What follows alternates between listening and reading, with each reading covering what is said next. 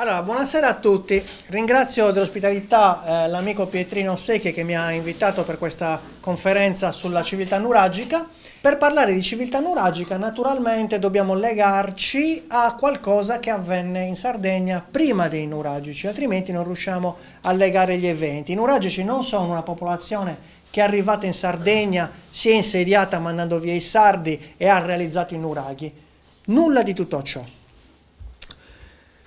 Questa relazione quindi parte dal presupposto di tentare di dare una spiegazione sul chi, quando, dove, come e perché sono stati costruiti questi edifici, questi circa 8.000 edifici alti fino a 27 metri, come nel caso del nuraghi a Rubiu di Orroli, e sono disseminati in tutta la Sardegna. Mi auguro che quando andate via da qua, dopo la mia relazione, ne sappiate almeno quanto me, nel senso che sappiate perlomeno individuare i nuraghi dove erano posizionati, se è un nuraghi antico o un nuraghi moderno, perché li mettevano in determinati punti e a che cosa potevano servire. Quindi cercherò di rispondere a tutte queste aspettative. Naturalmente tutto quello che dirò stasera è riportato nel mio libro, è un libro che io euro, chi lo vuole acquistare lo può acquistare, in libreria costa 15, però ci sono i diritti del libraio, io normalmente quando faccio le conferenze lo do a 10 euro. Tutto ciò che c'è scritto nel libro ve lo riporterò stasera. Naturalmente nel libro ci sono degli approfondimenti che, se dovessi dirveli tutti, vi toglierei primo il gusto di leggerlo e secondo dovrei recitare a memoria, tanto vale leggere il libro e la mia presenza qui sarebbe inutile. Il libro inizia naturalmente con una foto dei nuraghi, con una introduzione, dicendo: come nasce la civiltà nuragica? Quali sono i presupposti per questa grande civiltà che ci ha lasciato queste architetture? E allora il tema viene affrontato da molto lontano. Dedico circa 5 o 6 pagine a un'introduzione che parte da questo signore che c'è qua, che si chiama Ezzi, che voi conoscete benissimo perché è attualmente mummificato al museo di Bolzano, che è un personaggio che è stato trovato nelle Alpi, datata la sua morte al 3200 a.C., e questo personaggio qui aveva delle caratteristiche molto importanti che riguardano tutto ciò che è il pre-nuragico. Chi era Ezzi? Signor Ezzi era un prospector, era un individuo che aveva delle competenze sulla metallurgia e che girava l'Europa insieme a tanti altri come lui alla ricerca di materiali metallici. Per la precisione, il primo dei metalli è il rame, un elemento che nasce un po' nel nord Europa, viene trovato in miniere in tutta Europa, però alcune di queste miniere sono presenti anche in Sardegna. Questi prospector sono ben conosciuti, vengono chiamati nei testi di archeologia genti del vaso campaniforme, è una cultura ben conosciuta. Quali sono le loro caratteristiche? Prima di tutto sono diversi dai sardi. I sardi erano dolicomorfi, ossia magri e alti. Quelli della cultura di Ozieri, quella della cultura di San Ciriaco, tutte le culture prenuragiche sono alti, 1,75 m, 1,80 m, scheletricamente quindi ben individuabili. Invece questi signori qua, che sono i prospector, sono brachimorfi, ossia come me, bassi e tarchiati. Quindi già dallo scheletro riusciamo immediatamente in una sepoltura a capire chi appartiene alla cultura dei sardi e chi invece è un estraneo. Quali erano i loro modi di vivere? Andavano alla ricerca di rame, quindi erano nomadi e dovevano non solo conoscere tutto ciò che è la filiera del rame, quindi individuare le montagne dove c'era il rame, sapere le tecniche di estrazione, conoscere le tecniche di fusione in modo da farlo colare e renderlo disponibile per le lavorazioni, ma dovevano anche sopravvivere. Quindi si erano specializzati in alcune attività.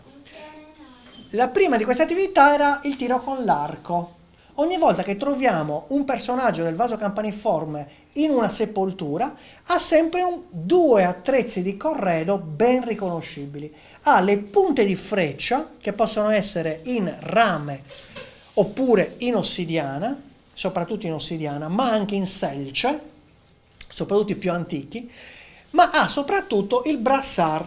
Il brassard, che è questo elemento, è una pietra o un ciottolo piatto, ce ne sono anche in avorio, sicuramente ce n'erano anche in legno o in cuoio, ma li abbiamo persi perché il materiale organico non si conserva. Una placchetta che veniva messa nell'avambraccio, che serviva per proteggere il braccio dal ritorno della corda quando si tira con l'arco. Quindi quando noi troviamo delle sepolture dove ci sono punte di freccia e brassard, state pur certi che si tratta di genti del vaso campaniforme. Quindi brachimorfo con il brassard e con le punte di freccia.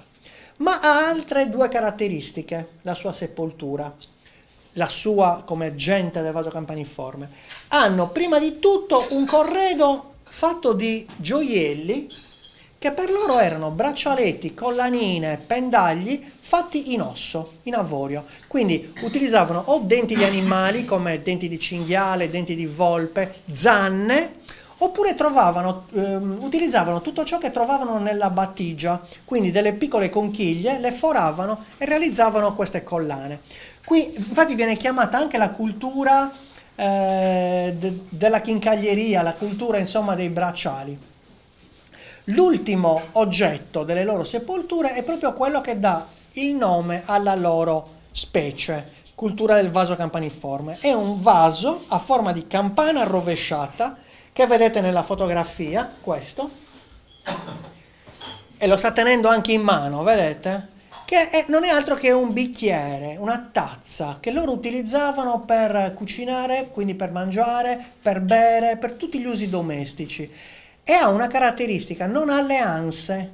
La prima cosa che si rompe, le donne lo sanno, sono nelle chicchere, sono le anse. Si rompono prima quelle, poi si rompe la chicchera.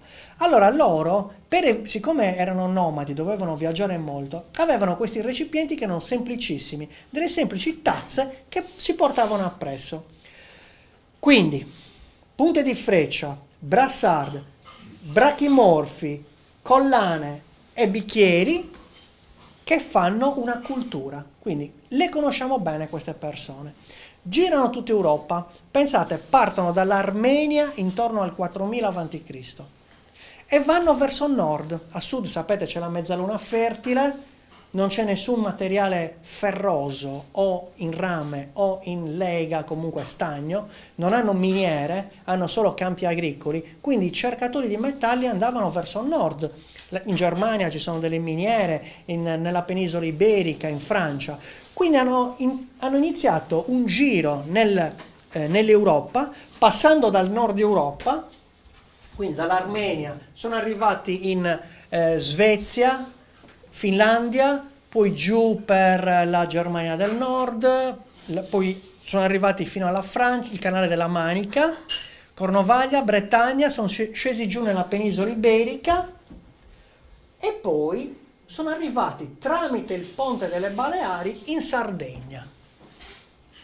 Hanno impiegato 1000 anni per fare questo giro. È una cultura che va per diffusione, quindi cercavano miniere e avanzavano. Man mano che le miniere finivano di dare la produttività, ne cercavano altre. Ci siamo? Queste persone qua arrivano in Sardegna, ben conosciute, arrivano qui vicino, la necropoli Angelo Ruio. Quando andate, ditegli, mettetelo un cartello, che erano questi. Perché le avete scritte tutte, meno che erano le genti del Bicker. Hanno scritto che avevano il brassard, che avevano le punte di freccia, che erano brachimorfi, che cercavano i metalli. Hanno scritto tutto, meno spiegare chi erano. Ok? Quindi quando ci andate, dite, detto Pierluigi di unire, perché ormai li conosciamo. Questi qua arrivano nel territorio di Alghero e trovano i sardi, che era una cultura ben strutturata, c'era la cultura ozieri, una cultura conosciutissima in Sardegna, quelli che hanno costruito l'altare di Monte d'Accodi, per intenderci. Allora, necropoli Angelurruiu, iniziamo a trovare le sepolture. Un brachimorfo e 4 dolicomorfi. Passano 50 anni e nelle altre sepolture che aprono ci sono 2 brachimorfi e 3 dolicomorfi. E così via, fino a formare un'integrazione totale dove non riusciamo più a distinguere, perché sono passati 300 anni, chi era vaso campaniforme e chi era invece delle culture sarde, che si chiamano Subozieri, Abealzu, Filigosa e Monteclaro. Queste sono le 4 culture che trovano. Individuati questi qua, dobbiamo capire cosa c'entrano con la civiltà nuragica, perché altrimenti questo mio discorso non serve a niente sul libro. Servono perché questi erano i costruttori di Stonehenge. Le loro tombe sono i dolmen. Vengono sepolti in questi edifici nel nord Europa. Quindi quando trovate una fotografia in un libro dove c'è un dolmen, dovete subito dire Pierluigi mi ha detto che qui c'è una persona del vaso campaniforme. Deve essere immediato. Vaso campaniforme, dolmen. Ma erano celtici? Ci sono anche i celtici. Ci sono anche loro. Questa cultura megalittica arriva in Sardegna e anche in Sardegna iniziano con la cultura del dolmen, cioè trasferiscono le loro competenze anche ai sardi mentre si integrano. In Sardegna fino a quel momento dolmen non ce ne sono, ci sono i menhir e le domus de Janas che abbiamo visto oggi. Ok? Allora, sono ovviamente conosciuti. In Francia le chiamano allées couvertes, cioè gallerie coperte. Sono trilittiche, 2 pietre verticali e un ortostato orizzontale. E lavorano a moduli. Quando uno non basta, ne mettono uno a fianco e poi un altro, fino a formare delle gallerie. Guardate, qui siamo... questo è in Sardegna e ci arriviamo dopo. È il legame che mi serve per andare alla civiltà nuragica. Questo è in giro per l'Europa, Germania, Svezia, Inghilterra, le trovate dappertutto.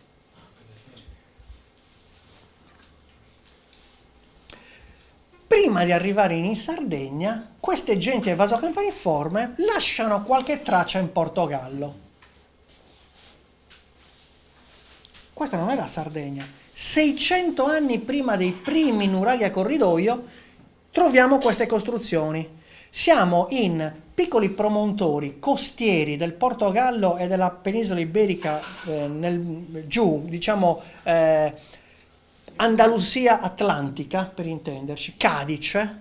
Poco prima che nascesse Cadice c'erano dei promontori dove sotto c'è l'acqua sorgiva potabile. Quindi navigavano, cercavano le sorgenti, si fermavano laddove c'erano le sorgenti per caricare l'acqua nelle navi e andavano a scambiare delle merci con chi viveva in quelle zone nell'interno. L'interfaccia fra le genti dell'interno e questi navigatori sono questi siti.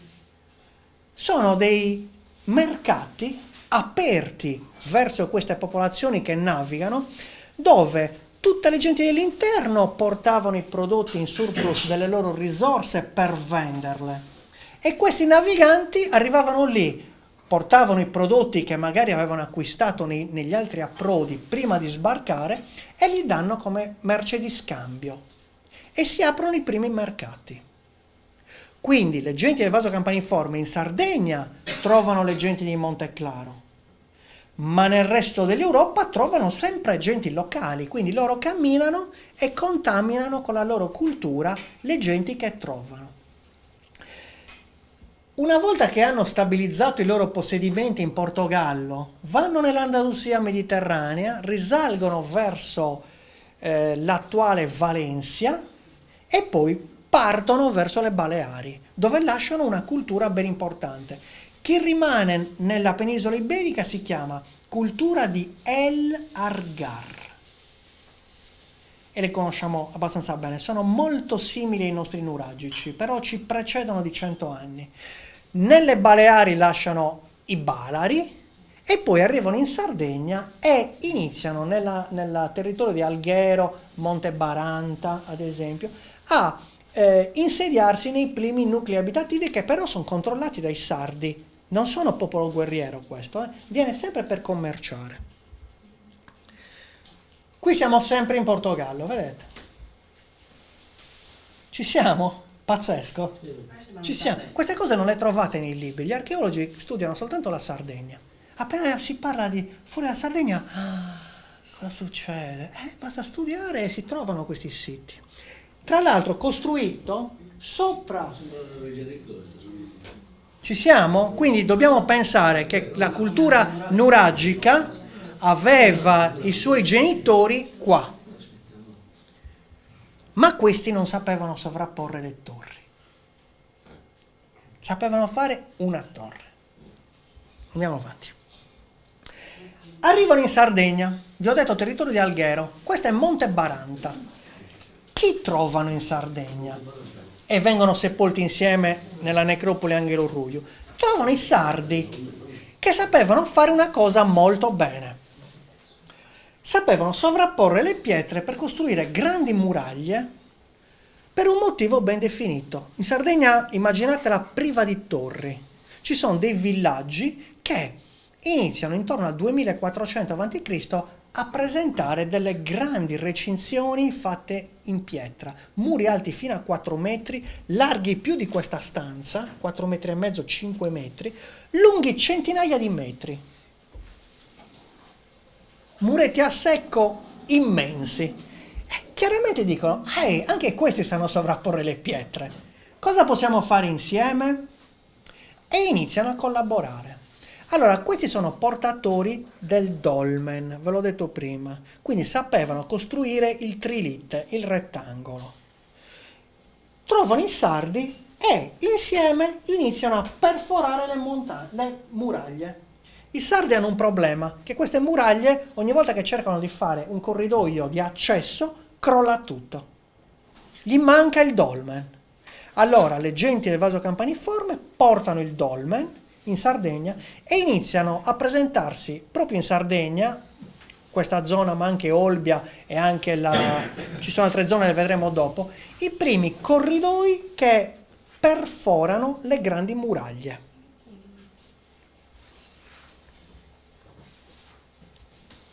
Quindi i corridoi, le genti del vaso campaniforme, insieme ai sardi, inventano i corridoi.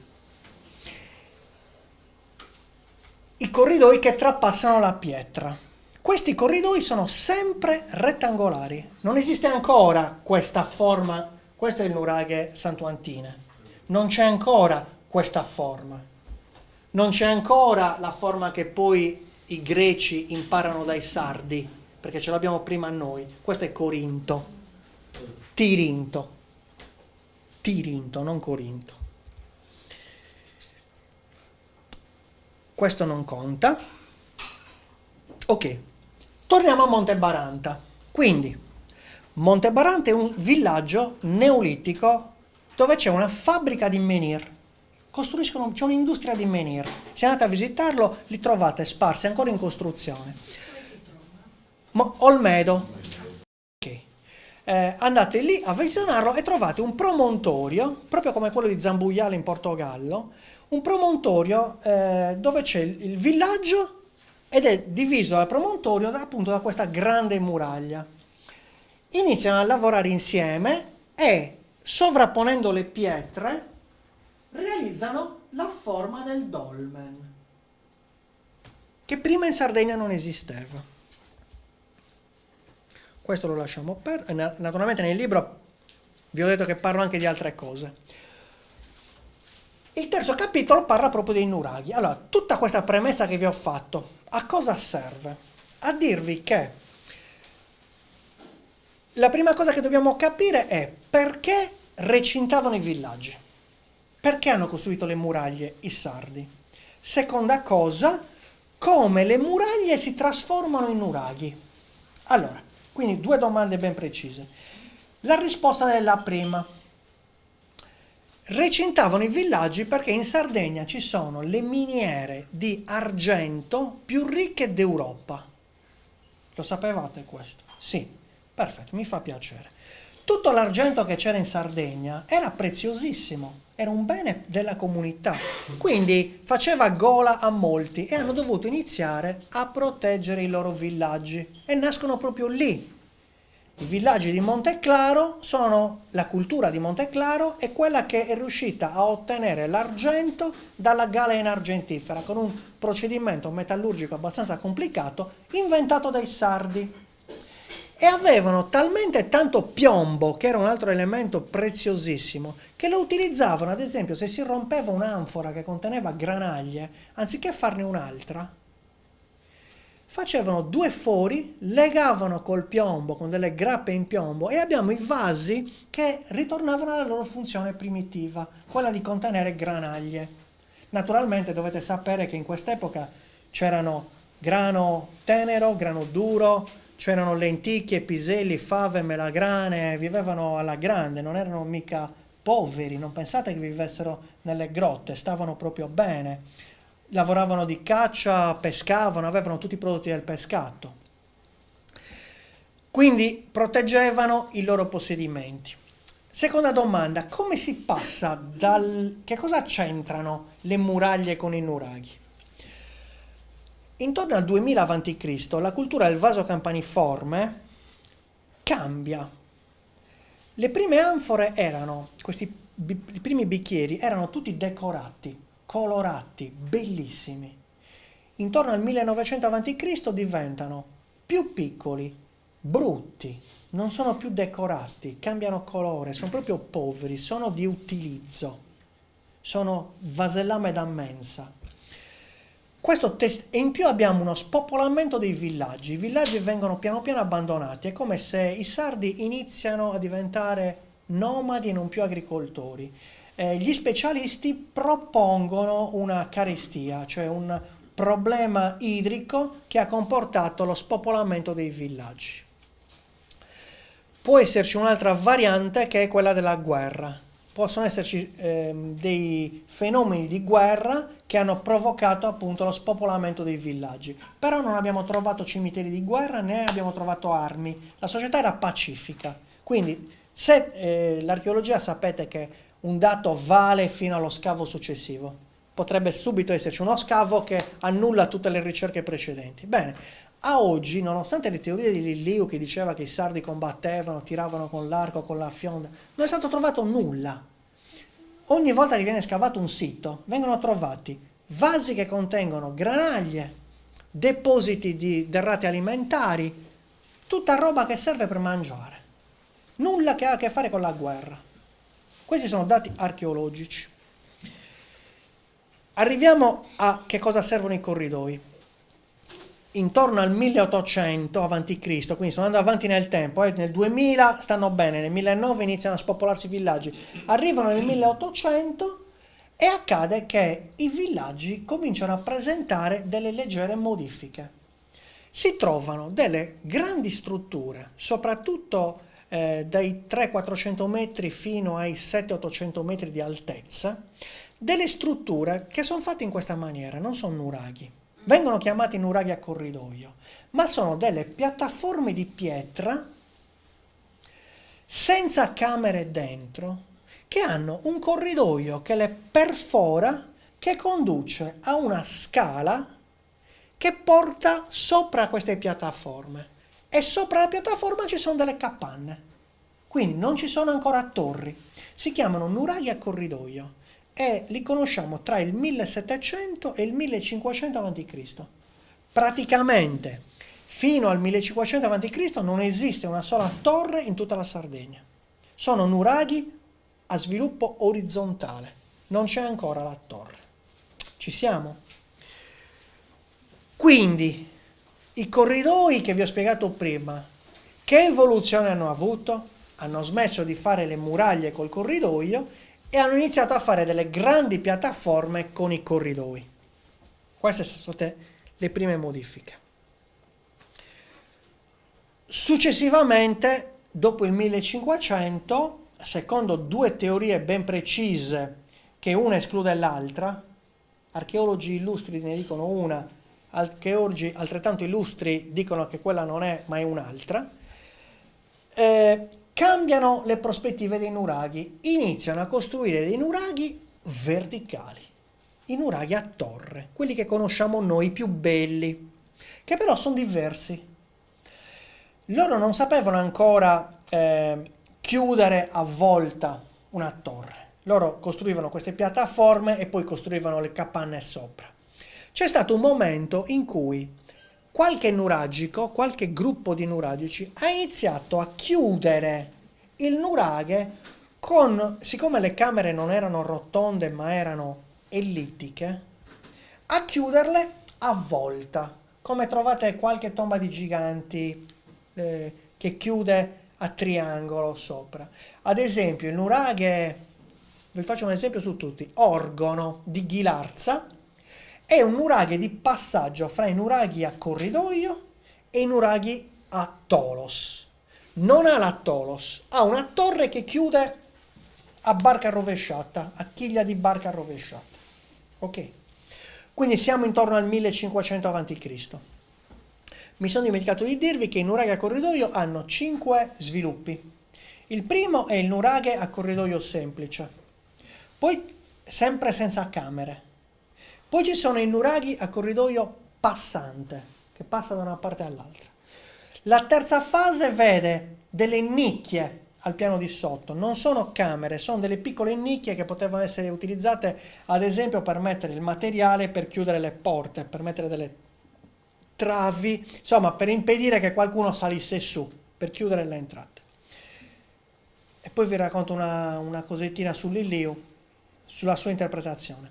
La quarta comincia a vedere delle camere al piano di sotto, quindi vani utilizzabili al piano terreno in pratica, e la quinta è il nuraghe misto, che è proprio quello, l'orgono, che è quello che inizia a diventare nuraghe a tolos, ma ancora non ha le camere circolari. Le camere circolari in Sardegna iniziano nel 1330 a.C., è una data scientificamente provata. Di colpo, nello strato che viene scavato nei nuraghi del 1330, si trovano i nuraghi con le camere circolari. Prima non ci sono, dopo sono tutti circolari. Quindi è una data ben precisa. Secondo illustri studiosi sono arrivati i Micenei, ma non si sa da dove sono partiti. Secondo altri studiosi è stata un'evoluzione interna dei sardi, cioè sono stati i sardi a inventare la camera circolare perché se tu vuoi costruire più alto possibile, col sistema ad aggetto che vi ho spiegato prima non è possibile. Devi trovare un sistema di costruzione dove i conci premono gli uni contro gli altri in modo da avere uno sviluppo più alto possibile. Fino a qua ci siamo? Ok. Dopo il 1330 iniziano i nuraghi a tolos. Scompaiono i nuraghi a corridoio completamente e vengono sostituiti dai nuraghi a tolos.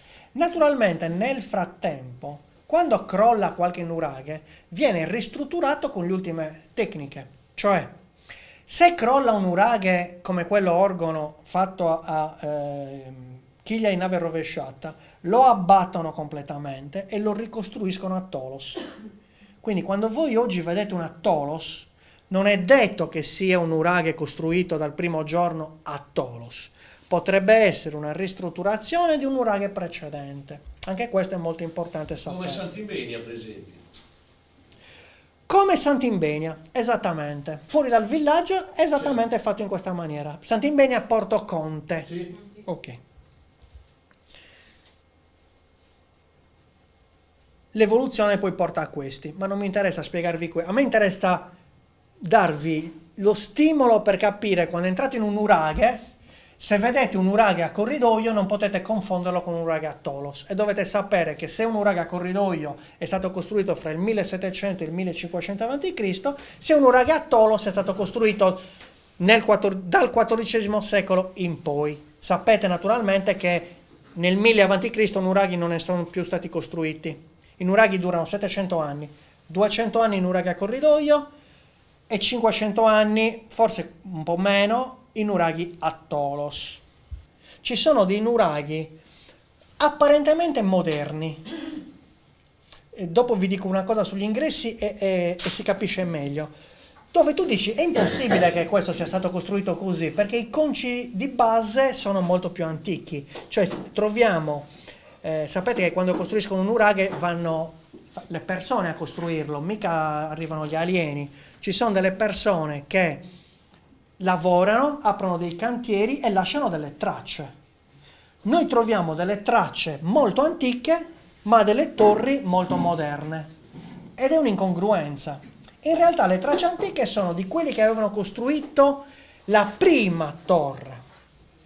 Poi ci sono le tracce degli ultimi che li hanno utilizzati. Un po' come se comprate voi una casa, voi la comprate oggi, la ristrutturate e fate gli impianti nuovi, però se la buttano a terra completamente trovano magari le fondamenta fatte da 2 o 3 generazioni prima.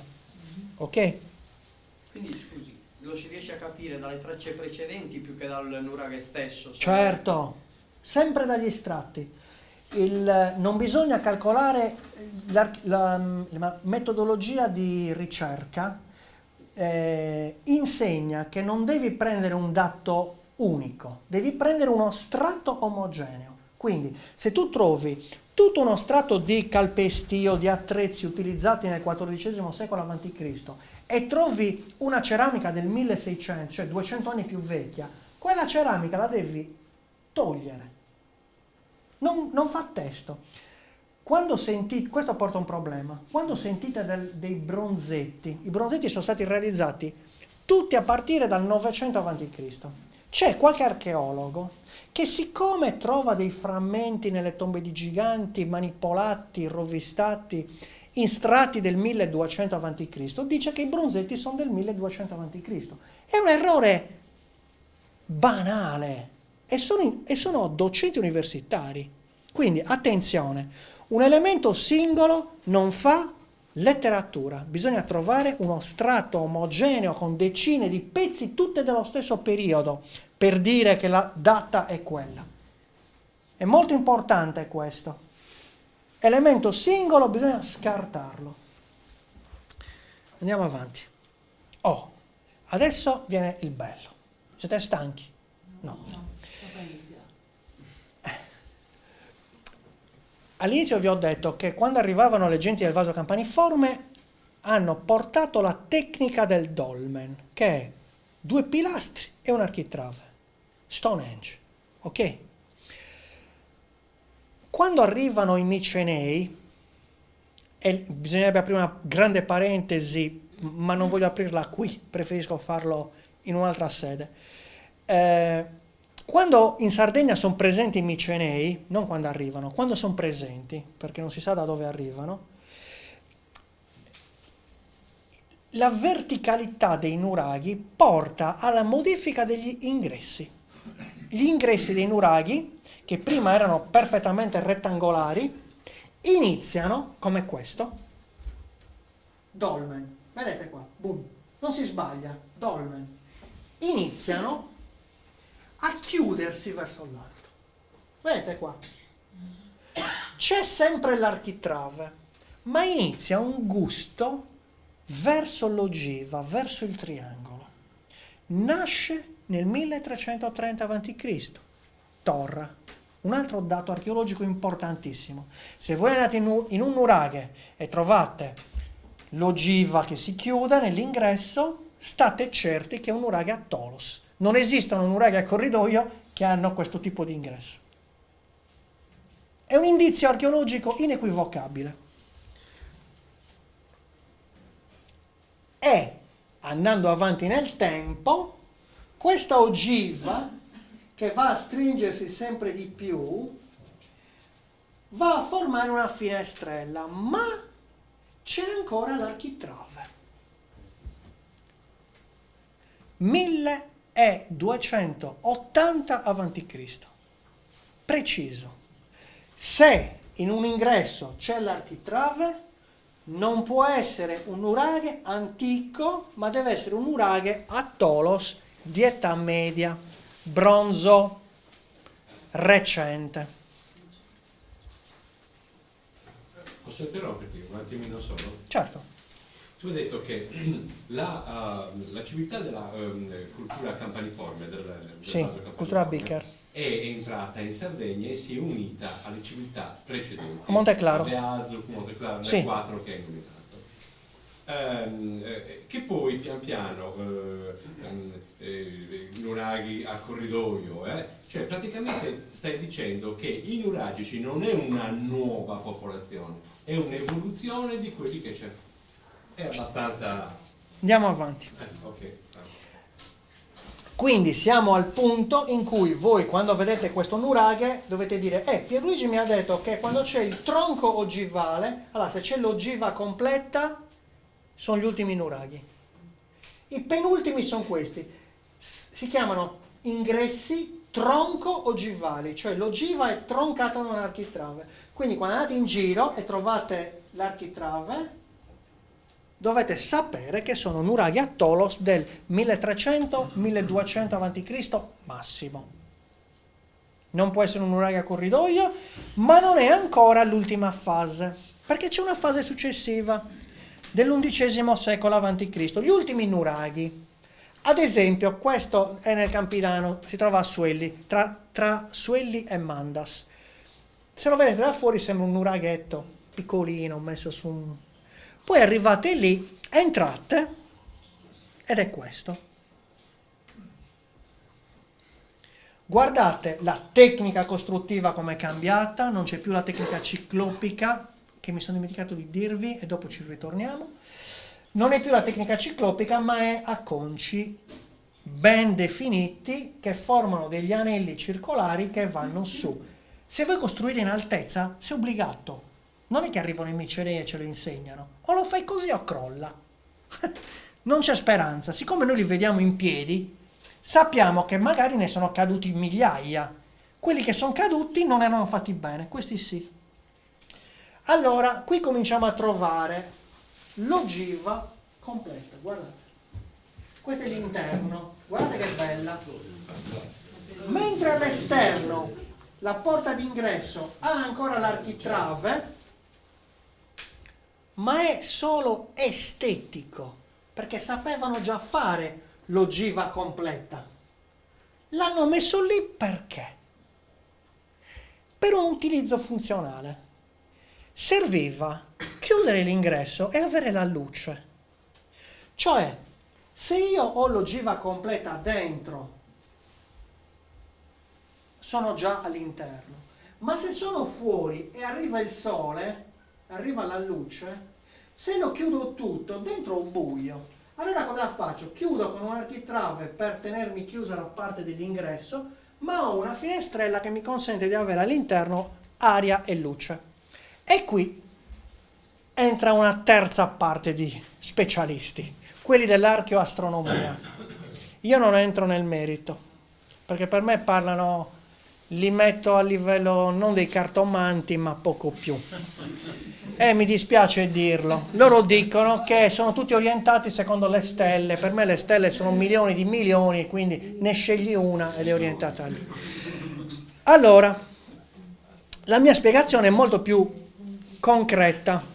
Magari sto sbagliando anch'io, però se voi oggi andate a chiamare, sapete come sono esposti gli ingressi? Sempre sud-sud-est, tutti i nuraghi, tutti così, per proteggersi dal maestrale, ma soprattutto per avere le massime condizioni di luce durante la giornata. Se voi chiamate oggi un tecnico, c'è qualcuno di voi che monta pannelli solari? O che ha montato a casa un pannello solare? Chiamate il tecnico e lui mica è un archeastronomo, ve lo monta, non è neanche un nuragico. Lui viene e ve lo monta esattamente come i nuragici facevano gli ingressi. Ci sarà un motivo pratico, non è che quello che l'installatore guarda le stelle. È chiaro che si tratta di un motivo ben preciso, che è quello di ottenere la massima luminosità possibile, perché il sole è vita. Non che il sole sia una divinità, diventa una divinità perché il sole e acqua, che sono le due divinità del passato, sono divinità perché sono le uniche due che ci danno la sopravvivenza. Vengono divinizzate perché se non c'è il sole e non c'è l'acqua moriamo, e quindi sono divini. Allora, serviva illuminare dentro nelle massime condizioni possibili e quindi dovevano lasciare una finestrella aperta. E quindi cominciano a comparire dei nuraghi. Guardate qua, Qui vi ho fatto una sottigliezza. Questo è un nuraghe che nasce come nuraghe a corridoio. Si chiama Sumulino di Villanova Franca. Nasce nel 1600 a.C. ed è una piattaforma con un corridoio passante, scavata dal professor Giovanni Ugas. Io mi sono laureato con lui. Professor Ugas un giorno mi ha fatto vedere questa foto e gli ho detto: ma la porta ogiva in un nuraghe a corridoio non torna, non è possibile. Mi ha detto: no, ma guarda che questo è un nuraghe a corridoio che però ha avuto continuità di vita fino ai bizantini. Quindi è stato ristrutturato continuamente fino ad arrivare a questa fase. Questo è, abbiamo parlato prima del sole e dell'acqua. Le due divinità sono il fuoco, sole, e l'acqua, luna. La luna e il sole, sono queste le due divinità. Allora, i sardi, quando nel X secolo a.C. smettono di costruire nuraghi, la smettono definitivamente. Con il materiale di crollo, perché costava troppo tenerli in piedi, demoliscono i muri dei bastioni, li radono al suolo e a fianco ai nuraghi costruiscono delle grandissime capanne circolari, grandi, dove al centro mettono, come ad Alghero, al Palmavera, un basamento, guardate, come dove c'è il proiettore, una base con un pilastrino che si solleva e questo pilastrino ha la forma di un nuraghe col suo terrazzo. Quindi quello era il totem della comunità, cioè dicevano: non costruiamo più nuraghi, ma noi siamo nuragici, quindi i nostri avi erano nuragici e mettiamo il nostro simbolo al centro di queste grandi capanne delle riunioni. Si chiamano bettili nuraghi, nuraghetti, nuraghe bettili, un sacco di nomi. È un altare del fuoco, perché sopra abbiamo trovato tracce di bruciato, come se stessero facendo dei sacrifici, dei piccoli volatili, oppure accendevano dei fuochi, insomma, dedicato alla divinità maschile e al fuoco e al sole. Ma in queste grandi capanne delle riunioni non c'è solo questo elemento, c'è anche sempre una vasca con l'acqua. Quindi avevano una vasca per i riti con l'acqua e l'altare per i riti col fuoco. Esterni al nuraghe, sono nelle capanne delle riunioni. Nel X secolo a.C. smettono di costruire i nuraghi e iniziamo a trovare i nuraghi che vengono ristrutturati sotto forma di templi. Mentre prima non è un tempio, ma troviamo roba da mangiare dentro, quindi probabilmente erano luoghi nei quali veniva accumulata la riserva alimentare di una comunità. Magazzini, ma Berlusconi forse ha tirato a indovinare, però dei luoghi dove poi la ricchezza veniva redistribuita, perché, dopo vi spiego perché, è una cosa importante, è tutto collegato.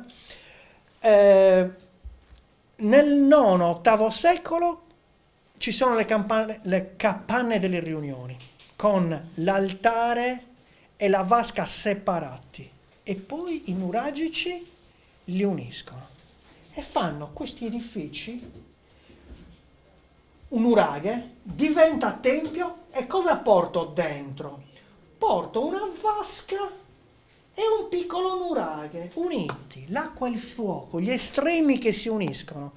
Chi è che mi ha chiesto della religiosità oggi? Oggi qualcuno mi... Ok, la religiosità dei sardi è aniconica, cioè non ha simboli. Acqua e fuoco che diventano poi tutt'uno.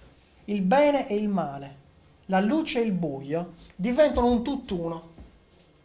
Qui non si vede, ma scolpito in bassorilievo qua c'è una luna crescente, quindi è un simbolo lunare attaccato al simbolo maschile del fuoco e c'è l'acqua, quindi una vasca altare, come c'è anche a Sorradile. Quindi sappiamo che quando hanno smesso di costruire i nuraghi, i secoli successivi li hanno fatti diventare templi. Significa che prima non lo erano. Quindi i due grandi schieramenti degli archeologi che dicono i nuraghi templi e gli altri rispondono no, i nuraghi sono fortezze. Avete mai sentito tempio, fortezza? 8.000 nuraghi possono esserci 200 templi, 400 fortezze, 200 magazzini, 15 ovili, 12 pronto soccorso. Ulisse dice che era la Nursidi per partorire, quello che volevi chiamare tu. Gli abitanti dei nuraghi chi erano comunque? Perché insomma, Non erano luoghi di abitazione. ecco, non erano luoghi di abitazione. E anche le capanne Le capanne sì. sono state costruite dopo allora. Sì, certo. Quindi nei villaggi nuragici che conosciamo, queste capanne sono nate dopo. Sì. Ogni sito nuragico va analizzato singolarmente. Le capanne sono sempre esistite vicino al nuraghe, ma prima abbiamo parlato di Sant'Imbenia. Se leggete la relazione del professor Rendeli su Sant'Imbenia si capisce bene quello che sto dicendo. Quando i nuragici entrano in contatto con i grandi commercianti levantini, non fenici, levantini, perché i fenici è un'attribuzione strana, sono popolazioni di Cipro, di Creta, di Byblos, Sidone, Amrit, Beirut, spagnole, nordafricane, arrivano tutti quanti a commerciare in Sardegna perché c'è il rame, molto, e serve produrre il bronzo. Allora servono dei mercati e cancellano il loro piano urbanistico precedente e costruiscono una serie di capanne funzionali all'essere un mercato. Quindi sono dei nuclei di capanne fatti come le case campidanesi, dove tu sei costretto a entrare in un cunicolo e poi ti si apre una piazzetta e ci sono tutti gli ambienti. Quello era perché quello non è una casa, è un mercato. E tu se entri con 1 chilo di rame devi uscire con il quantitativo giusto, non è che puoi venire a rubare, quelli sono dei bunker, dei luoghi di mercato dove la trattativa non c'erano i soldi e neanche il bancomat. Entravi con tot metallo e dovevi uscire con tot prodotto equivalente, quindi sorvegliatissimi. Non si può sfuggire, c'è solo un ingresso lì ed è ben sorvegliato, un corridoio. In Sardegna diciamo Sallolla. Sallolla, bravo. Bravo. Sì.